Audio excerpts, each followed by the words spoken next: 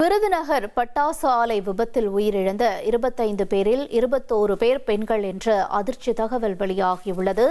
கூடுதல் தகவல்களை செய்தியாளர் சிவசபாபதி வழங்கிட கேட்கலாம். சிவசபாபதி, 21 பெண்கள் அப்படிங்கிறது தகவல் வெளியாக இருக்க நிலையில இவங்கெல்லாம் எந்த ஊரை சேர்ந்தவங்க அப்படிங்கிற செய்தி வெளியாக இருக்கா? அவங்களுடைய உடல்கள் அடையாளம் காணப்பட்டிருக்கா? என்ன நிலவரம்? விருதுநகர் மாவட்டம் கட்டணம்பட்டி என்ற இடத்துல இருக்கிற அந்த பட்டாசு ஆலை வெடி விபத்துல பாத்தீங்கன்னா மொத்தம் 25 பேர் இறந்திருக்காங்க. இதுல 22 பேரோட உடல் அடையாளம் காணப்பட்டிருக்கு. இதுல பாத்தீங்கன்னா 22 பேருடைய பிரேத பரிசோதனையும் செய்யப்பட்டிருக்கு. இவங்கள பாத்தீங்கன்னா 21 பேர் பெண்கள் என்றது தெரிய வந்திருக்கு, 4 பேர் ஆண்கள் என்று தெரிய வந்திருக்கு. இந்த 21 பேர்ல 16 பேர் ஒரே ஊரை சார்ந்தவர்கள் அப்படின்னு சொல்லிட்டு சொல்லப்படுகிறது. மேலும் இந்த 4 பேரும் அடையாளம் காணப்பட்டால் இவங்க எந்த ஊரு அப்படிங்கிறது தெரிய வரும். இது மட்டும் இல்லாம பாத்தீங்கன்னா தற்பொழுது பாத்தீங்கன்னா இந்த தீக்காயம் ஏற்பட்டு சிகிச்சை, அதாவது பட்டாசு விபத்தில் தீக்காயம் ஏற்பட்டு சிகிச்சை பெற்று வருபவர்கள் 21 பேர். மேல் சிகிச்சைக்காக மதுரைக்கு 3 பேர் அனுப்பி வச்சிருக்காங்க. தொடர்ந்து பாத்தீங்கன்னா இவங்களுடைய உறவினர்களும் மற்றும் அவர்களுடைய மருத்துவமனையில குவிந்து வர்றாங்க.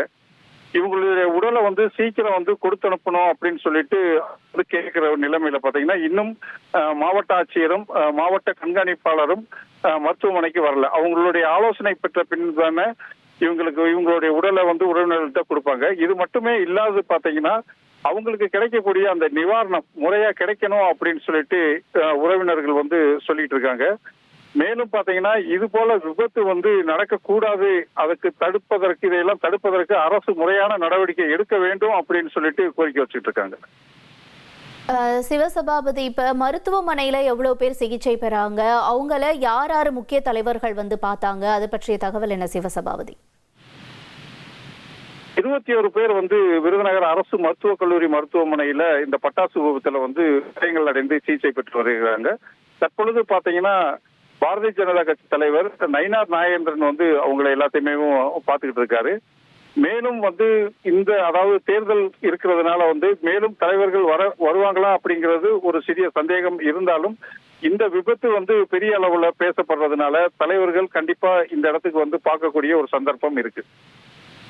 ரைட், உங்களுடைய தகவல்களுக்கு நன்றி சிவசபாபதி. பட்டாசு ஆலை வெடி விபத்துல 21 பெண்கள் உயிரிழந்திருக்காங்க அப்படிங்கிற அதிர்ச்சி தகவல் வெளியாக இருக்கிறது.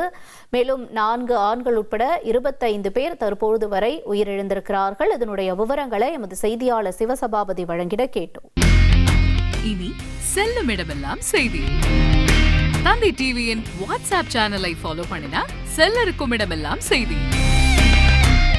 இதோ QR கோட் இப்பவே ஸ்கேன் பண்ணுங்க, ஃபாலோ பண்ணுங்க.